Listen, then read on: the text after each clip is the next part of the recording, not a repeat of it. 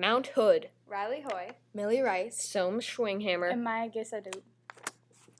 Mount Hood history. The common Native American name for Mount Hood was Waiest.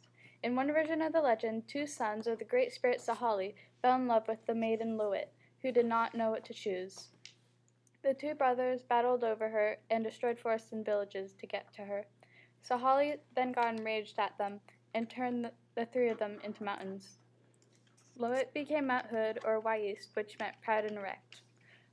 Then Lewis and Clark named the mountain when they came on their expedition. Clark noted that it was Vancouver's Mount Hood, and the name stuck. Mount Hood's last eruption was around 1886. There was no major eruption, though.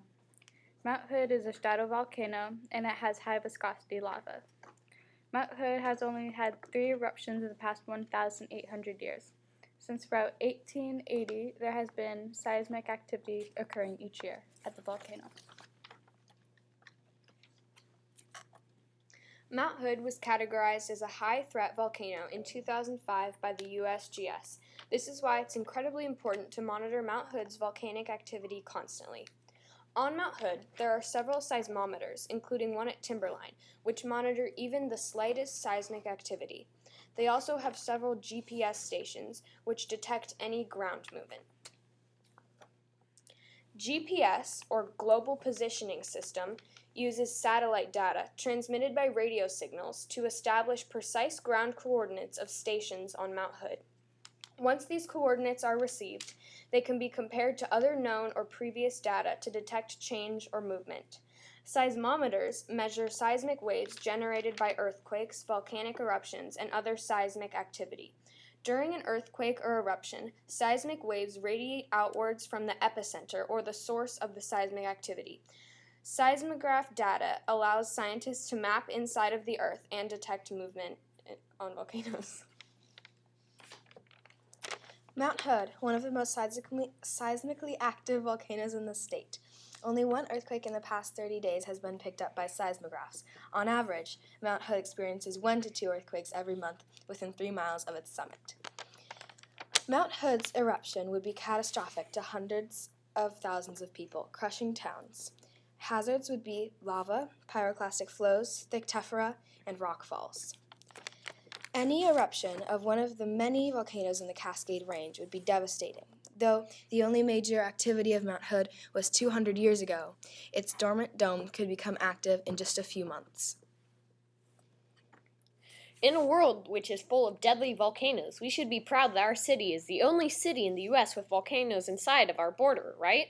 No, we should not. I'm a public safety engineer, and I shall now tell you about the many dangerous things about the commonly skied-on volcano, Mount Hood. If this volcano erupts, which it hasn't done in over 200 years, then many dangers shall come our way. Wait. Okay, we're good. No eruption today. Dangers like lava domes collapsing, which could cause lots of lava flowing down onto meadows and government camp and many other resorts like that. Lahars, which are very large landslides, which can wipe out whole valleys and everything in its way. The lahars would travel down many of the valleys that are next to the volcano and go into the river, causing a large wave.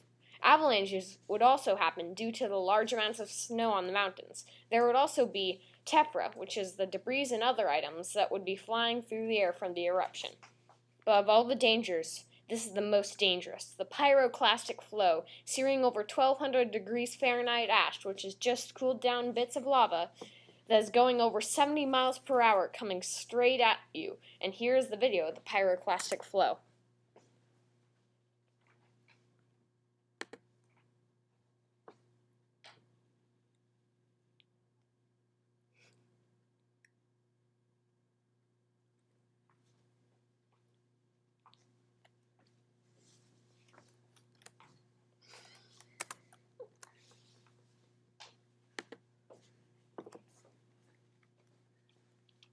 That is crazy. Luckily, though, the volcano is considered dormant and has not erupted in over 200 years, but that does not rid us of the chance of that happening. The average time between eruptions is about 850 years, so we still have time. So to end this presentation, I would like to say, always be prepared for a volcanic eruption, whether it be from Mount Hood or Mount St. Helens.